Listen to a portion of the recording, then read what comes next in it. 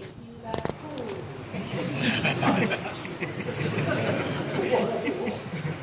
Saya belajar satu tempat sebut tentang isu dia silat saja. Kita bagi contoh yang betul ni. Dia belajar, dia ngaji, dia sana Hindi lebih kurang macam tu lah. Sekarang malam ni sana. Saya wrong no. Dia duduk sambil sana Hindi tu. Dia kata apa? Dia kata Ustaz kaya 6% tu takkan. Ustaz kira kot 6% tu sikit je Ustaz. Nampak? Bila kita duduk tahu tajuk GST tu dia marah. Dia kata Allah Ustaz kaya takkan tak boleh bayar kot 6% tu. Saya kata makcik, saya bukan cara untuk dari saya. Saya kalau naik 10% pun saya bayar. Cik, wah cepat.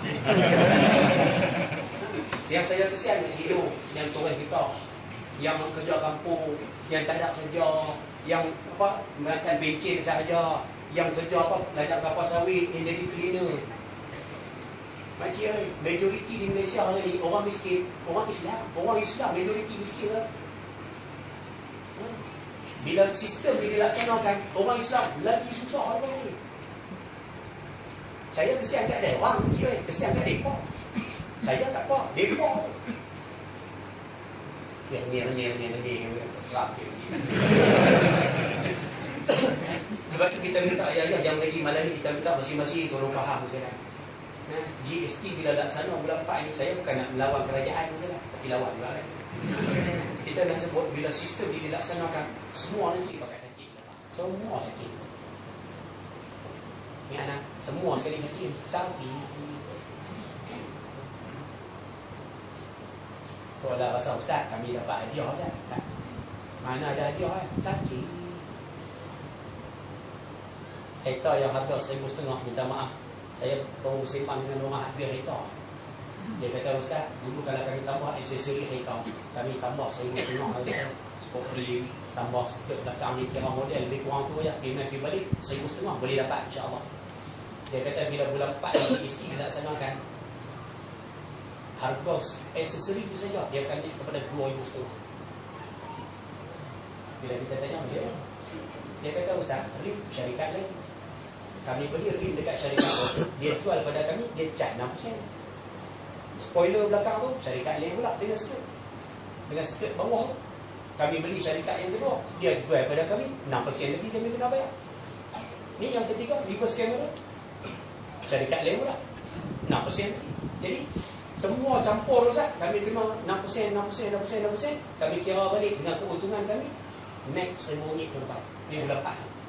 Dia dah semua jadi 2,500. Dia nak kena bayar 2,500 tu siapa? Kalau kita beli, kita. Okey ni? Okey. Nak kena poti bus belah. Salah ni. Baik, tadi jadi hadis tu gantung. Nabi sebut kamu nak tengok tanda akhir zaman akan ada pemimpin cakap bohong zalim pada rakyat. Nabi bagi contoh rakyat ni, kata rakyat akhir zaman. Faman saddaqahum bikadzibihim, siapa tahu pemimpin tu cakap bohong tapi dia sokong juga. Faham tak? Faham. Dia tahu pemimpin tu cakap bohong tapi dia sokong juga. Wa a'ana 'ala zulmihim, dia tahu pemimpin tu buat zalim tapi dia faham tak? Faham. Nabi sebut apa? Falaysa minni. Orang ni bukan daripada umat. Orang ni bukan daripada umat aku. Falaysa minni. Dia bukan daripada kalangan umat aku. Tak cukup dengan tu. Nabi tambah lagi. Walastu minhu. Aku ni bukan nabi pada dia ni. Walam yurid 'ala al-hawdi. Saya transit bahasa mudah. Dia takkan minum air yang ada di telaga haud. Transit mudah. Dia takkan masuk surga. Tapi berapa ramai rakyat yang Muslim hilang ciri-ciri Islam ni. Pemimpin zalim boleh.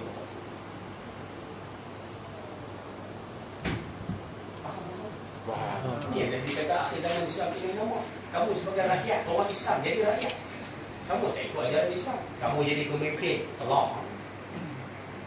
Bukan orang belah ni kan yang nak buat pesta awak tu.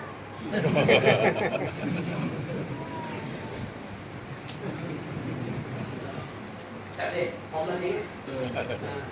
Yang buat pesta awak apa? Oktoberfest. Yang menganjurkan Oktoberfest. Orang belah ni. mengajak di satu tempat belah Kuala Kangsar. Saya kata tu pada hari mengaji. Siapa di kalangan ayah guru yang sokong hamba Allah tu jadi wakil rakyat. Siapa yang sokong dia jadi ahli parlimen, dia pula boleh pegang jawatan, dia luluskan Oktoberfest, pesta arak di Selangor hari. Ayah yang sokong tu pakat tangguhlah dosa arak semua sekali. Lepas saya sebut, pokok tu pakat duduk dah tau, pokoknya pakat sokong dah tau. Tak boleh. Tapi nak buat ni lah, Nabi kata asal zaman, kamu akan tengok orang Islam dengan nama. Kalau kita cek nama dia melambangkan kata dia orang Islam, tapi pesta Allah dia lulus. Kita tak korek yang lain ni, tak K-pop apa tu, kita tak jawab. Orang mudah dia bersilat, bahasa mudah kita nak sebut di sini. Nabi kata kamu nak tengok tanda akhir zaman, Islam dengan nama.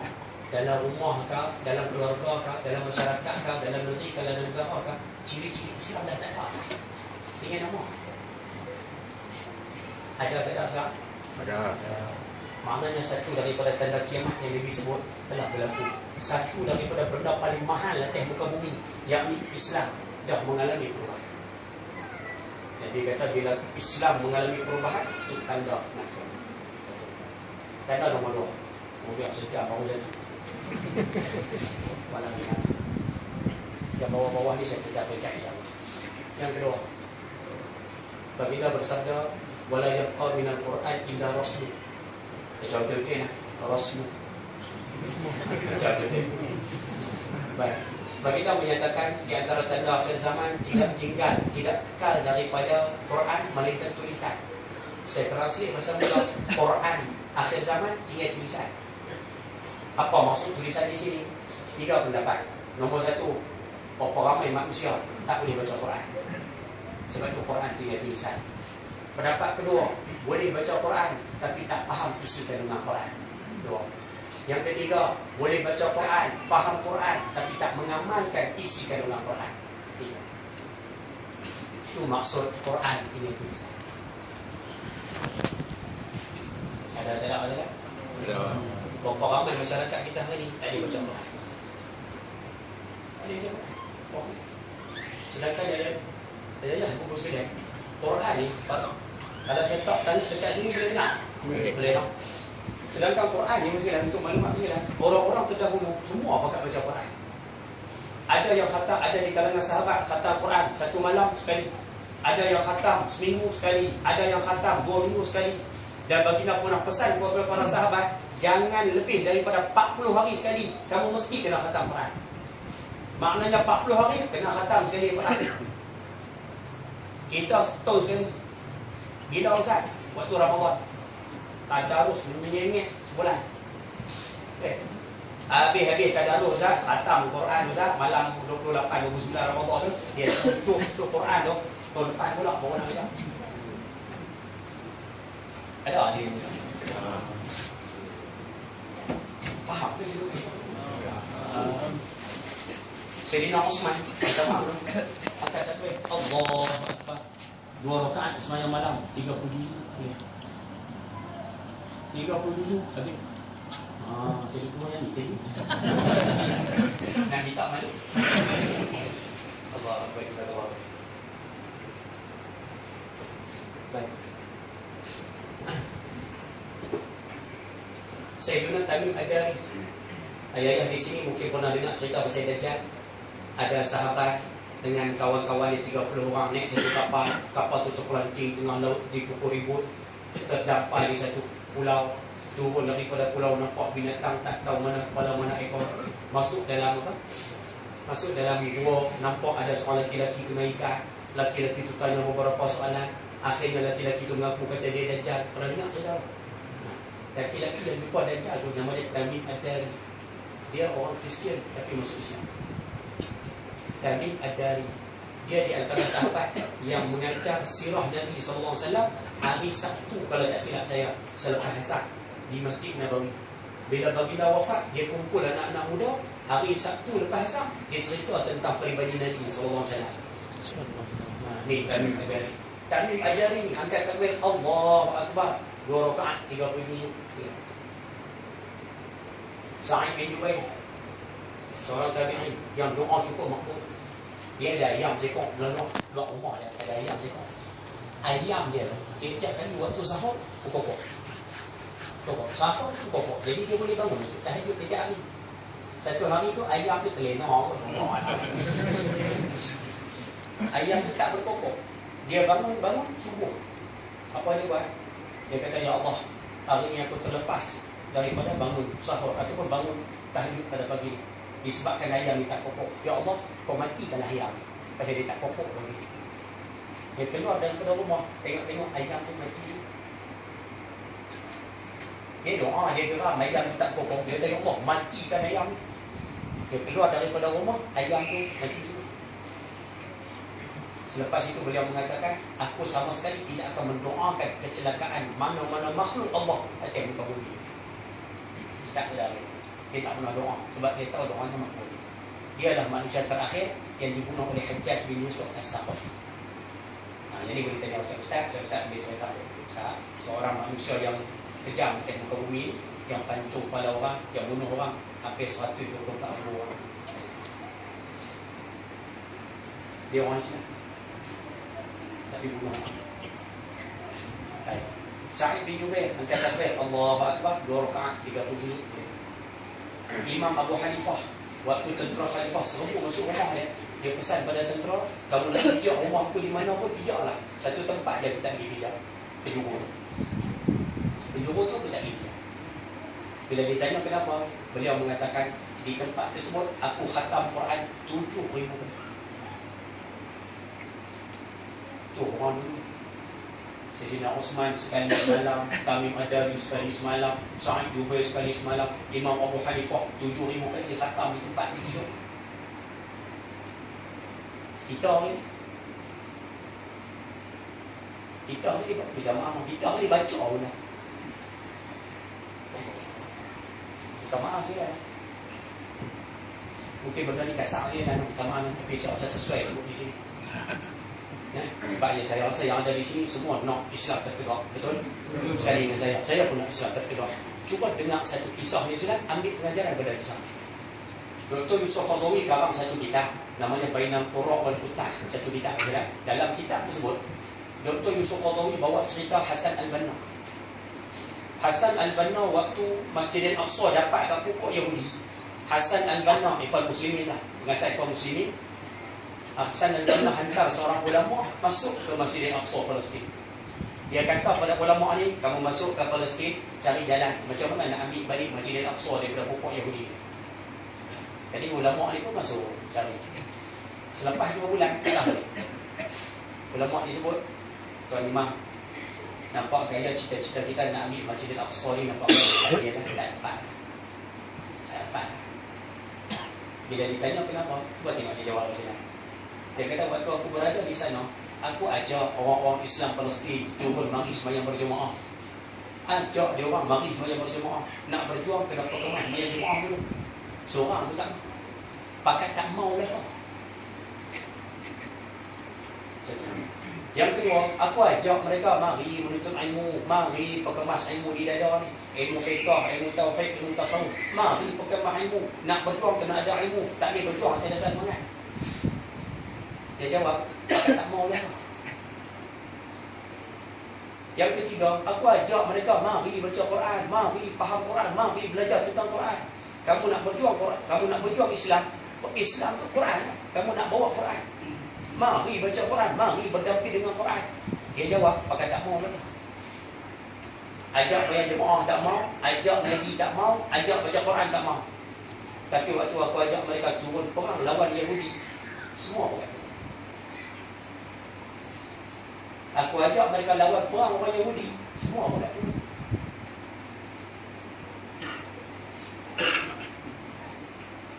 Ajak susun kursi, susun gantung bendera, gantung tampal poster, tampal. Main jemaah tak nampak, ngaji tak ada, Quran tak pegang Quran. Bukan macam kita orang ni. Sungguh ya. Sembang pasal Islam ni kira habis minta, kira habis minta juga. meja betul lah, semangat tu kita nak je lah, kita nak semangat je. Tapi bila main waktu ngaji, ustaz main duduk di sini, dia start betul balik. Ustaz balik mula nak ngajak, dia start betul balik. Apa? Macam adoy kau ni nama orang.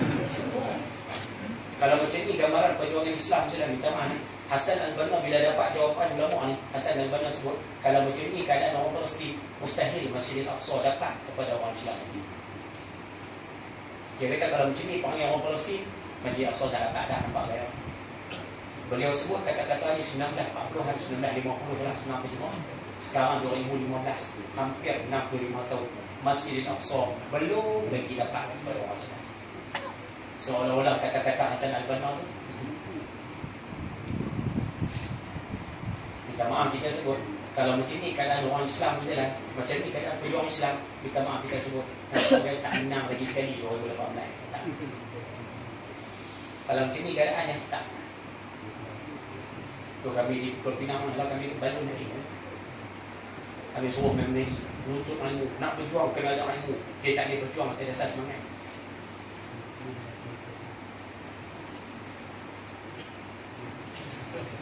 Oh, senyap. Pusuk. Sebab tu lepas ni kita minta ayah-ayah yang terlibat dalam perjuangan Islam, nak Islam dimartabatkan, nak Islam duduk di atas. Kita minta nombor satu, semaya di rumah jangan tinggal. Jangan tinggal. Dan sembahyang yang paling berat kepada orang munafik, Nabi sebut dalam sebuah hadis, asfalus solat. Solat yang paling berat itu orang munafik subuh dengan isyak. Yang tu paling berat sekali. Lepas tu kalau boleh berjuang Islam, subuh isyak bagi ada. Satu. Yang kedua kita minta Quran, pakat-pakat baca balik. Dan yang ketiga mengaji, majlis ilmu, pakat-pakat mari ngaji. Kalau tak ngaji, duduk sembang, duduk di kedai, duduk pang, kakak sembang tu Ustaz. Takut-takut kita penyebab Islam tak menang. Jaga.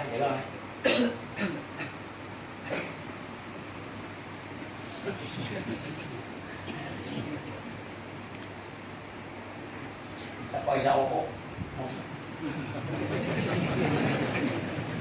Pejuang Islam mana isap rokok? Saya tak tahu kan siapa isap rokok.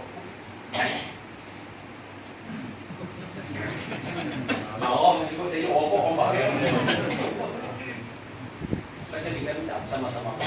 Jadi Quran kita minta pakat-pakat baca balik. Boleh selano. Tapi bila mari akhir zaman, Nabi bersabda, Islam minta maaf, Quran tidak tulisan. Ramai tak boleh baca. Bak yang tak mau praktik tu sebab lah.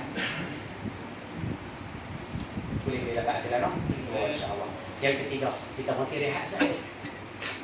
Kita tukar tadi mesti waktu rehat. Poin 3-4 tu rikahnya je lah. Itu tak ada masalah. Saya tak payah ulang banyak-banyak lah.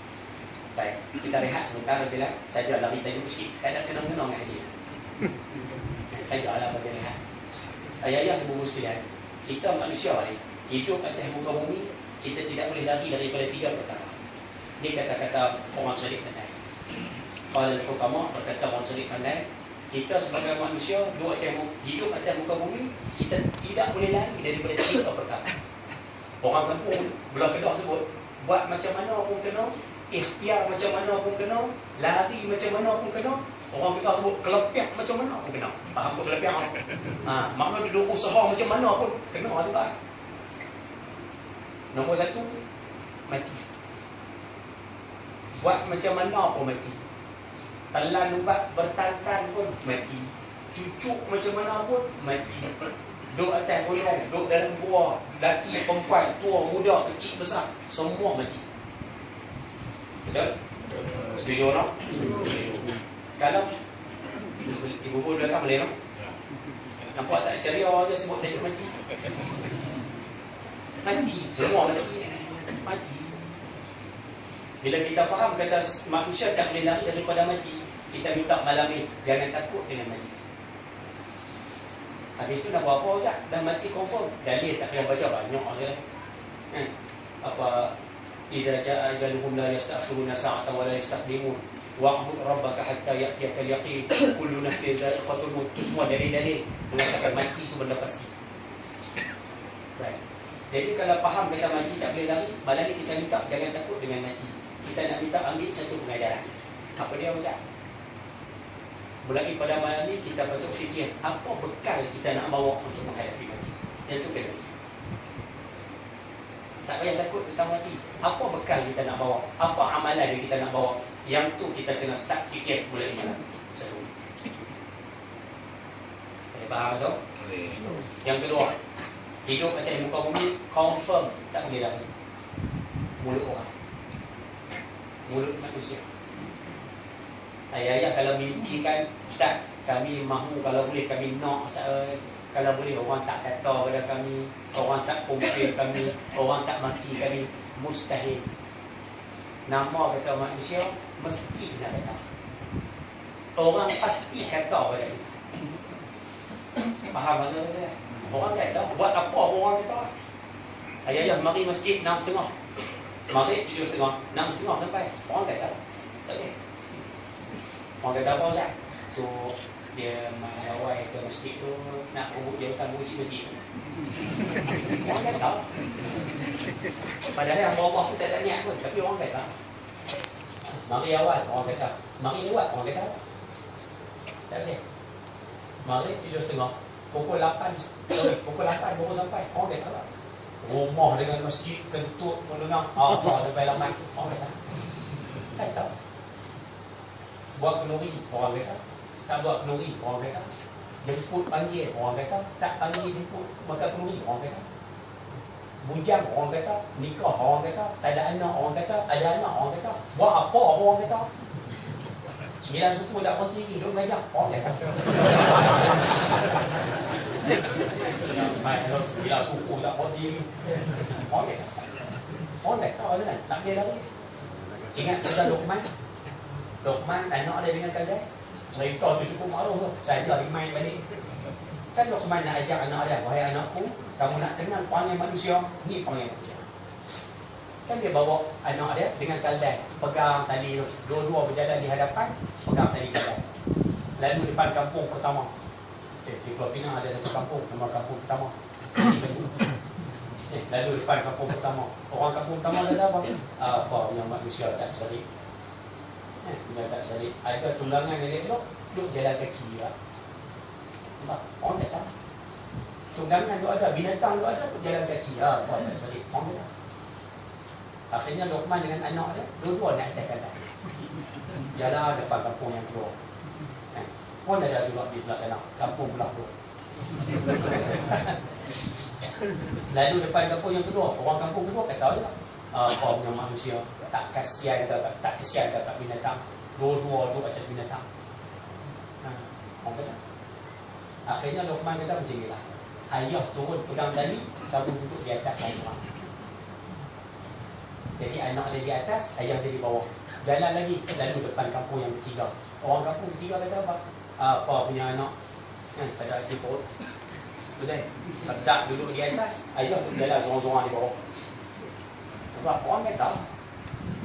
Akhirnya Luqman tukar, dia naik di atas, anak dia pula tadi. Lalu kampung yang keempat, orang kampung keempat kata apa? Apa punya bapak sedap duduk di atas, anak jalan kecil sorang-sorang di bawah. Kata. Dua-dua tak naik, kena kata. Dua-dua tunggang, kena kata. Pak naik seorang, kena kata. Mak naik seorang, anak naik seorang, kena kata. Akhirnya Luqman turun daripada Kaldai. Luqman kata pada anak dia, wahai anakku, kalau kita buat yang kelima, orang akan kata kita gila.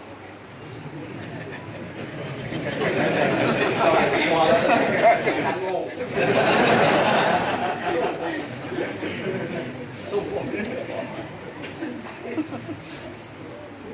Maknanya di sini, poin mudah kita nak sebut, buat apa buat muka bumi ini, orang pasti kata. Sebab itu pegang betul-betul prinsip Imam Syafi'i. Saya sampai hari ini pegang ada. Imam Syafi'i mengatakan ridha nas, ghayatul la tudrak. Ridha nas, ridha manusia, satu matlamat yang mustahil dicapai. Saya translate bahasa kampung, senang faham. Kamu nak semua orang suka pada kamu, kamu nak semua orang setuju dengan kamu nak semua orang berkenan dengan kamu, mustahil. Hidup atas muka bumi, ada berkenan, ada tak berkenan, ada suka, ada menyampah, ada sayang kat kamu, ada benci pada kamu. Kamu nak semua orang setuju dengan kamu, mustahil. Faham maksud tak? Jadi kalau faham yang kedua tu filan, kita ambil pengajaran nombor 2. Apa dia Ustaz? Mulai pada hari ni, orang kata apa pun buat tak peduli. Buat tak peduli. Orang maki buat tak peduli. Orang komen buat tak peduli. Orang kata apa pun buat tak peduli. Kalau kita ambil peduli apa orang cakap, kita sakit hati. Kita ambil peduli apa orang kata, kita tersinggung. Kita ambil peduli apa orang kata, kita kecil hati. Betul. Buat tak peduli. 9.20 tak peduli lagi. Buat tak peduli. Boleh faham pasal tu Ustaz? 2. Yang ketiga 19. InsyaAllah bawah tu insyaAllah senang-senang kita buat. Next sikit-sikit. Yang ketiga sekarang, hidup atas muka bumi pasti tak boleh lari, confirm tak boleh lari.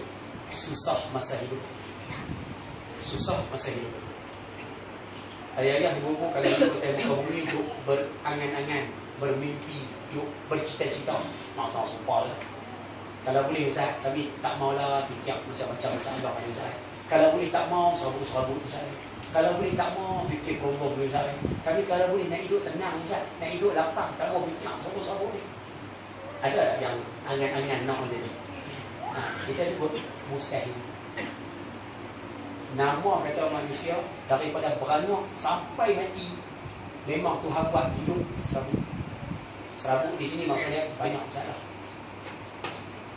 Dan ini Ustaz, ayat 4 surah Al-Balad.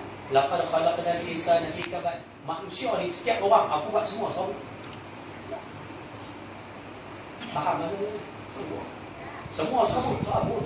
Ayah-ayah serabut cara ayah-ayah, ibu-ibu serabut cara ibu-ibu. Budak kecil cara kecil, orang besar cara orang besar. Bos cara bos, anak buah cara anak buah. Bujang cara bujang, nikah cara nikah. Semua serabut. Tak mau faham saya. Baik, contoh simple. Senang kita bagi faham. Boleh kau malam ni banyak kita bagi. Kau sampai tepu dah lah macam mana. Boleh dong. Apalah yang mana setakat mana ingat, ambil jalan. Malam dia terukuk puluh. Siapa tak dapat nak ambil semua, lah dia terukuk puluh. Jangan tinggal semua. Setakat mana yang ingat, ambil gunakan. Saya bagi contoh simple je lah. Ayah-ayah dulu zaman bujang. Ibu-ibu dulu zaman bujang. Waktu kita semua bujang, ada tak orang tanya soalan? Bila nak nikah? Ada tak orang tanya soalan? Bila nak kahwin? Tak ada candul lagi ke? Tak ada itu. Orang tanya soalan tu. Kita nak tanya balik. Lemah. Lemah ni maksudnya serabut. Orang datang, kawan ni datang tanya, kawan ni datang, serabut. Kau sini semua kahwin sebelum ditanya kau macam mana? Sejak yang nampak kan? Orang tanya, serabut lah. Serabut. Siapa apa serabut lah? Baik, betul. Masa orang tanya soalan tersebut, kita rasa aku kalau menikah senang. Kalau aku menikah selesai masalah ni. Kalau aku kahwin, hilang serabut-serabut ni. Tak tahan lah orang duk tanya. Kita faham bila menikah masalah selesai. Bila kahwin betul selesai. Lagi serabut. Tak boleh. Lagi serabut. Dulu balik pukul 12 tak ada siapa marah. Sekarang balik pukul 12 tidur luar nak jawab. Serabut. Ayah-ayah kahwin, orang tanya pula bila nak beranak. Isteri tak mengandung lagi ke? Tak lekat lagi ke? Tu soalan-soalan orang tanya. Serabut. Kawan-kawan pula duk pergi saya. Ni tembak buih je pun. Ayat tu tak tahan. Jangan salah nak kita minta tolong ayat tu jangan sebut dia. Tak apalah yang dah. Inna ahadan lam yulad aliman. Tidak ada manusia di muka bumi ni beranak-beranak terus pandai semua. Tak. Jadi kita minta malam ni siapa yang dah bercakap macam tu, kita minta motif cakap. Siapa yang mendengar kawan dia duk cakap macam tu, tak payah duk marah pada kawan-kawan. Sama-sama apa betul. Orang yang sombong dengan anak ni Abu Jahal. Abu Jahal dia sombong tu pasal anak dia ramai. Sebab itu kita pun duk cakap macam tu Ustaz, sebab kita ada anak. Sebab tu kita cakap kamu ni tembak buih. Sebab kita ada anak. Yang sombong dengan anak ni Abu Jahal.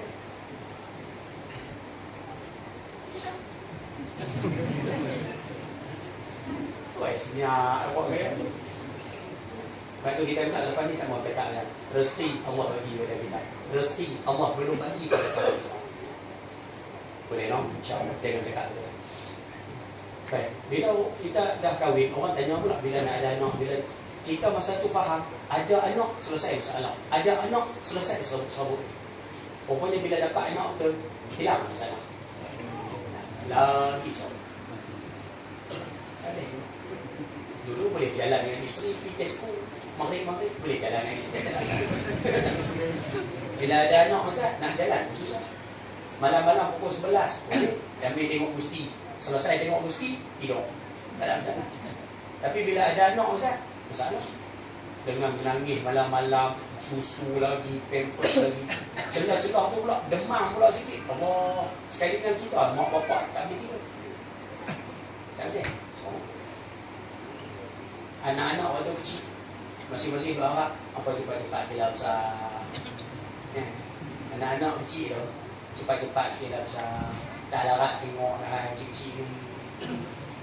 Tak boleh. Faham ke saya bagi contoh? Anak-anak kecil masing-masing tu harap cepat-cepat sikit dah besar. Tak larat dah tengok teriak malam-malam ni. Masing-masing mengharapkan anak dia cepat besar. Dia faham anak besar hidup senang. Pokoknya bila anak besar makin senang kan makin susah. Kami susah. Ini contoh Allah sebut clear dalam Quran.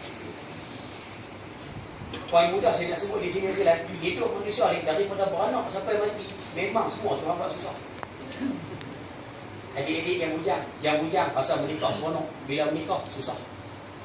Yang mana menikah seorang duk merangai, menikah dua seorang. Pokoknya bila menikah dua betul lagi seorang. Lagi seorang. Saya menikah dua je. Dapur bila. Saya menikah dua je lah. Jadi awak nak buat cakap dua memang kita kahwin pun alhamdulillah setakat hari ni lah. Belum tamat lagi lah. Saya nikah dua. Saya pergi mengajak, boleh ikut cerita lagi no? Saya pergi mengajak di satu tempat. Ada seorang kecil tu. Saya sampai hari gerak.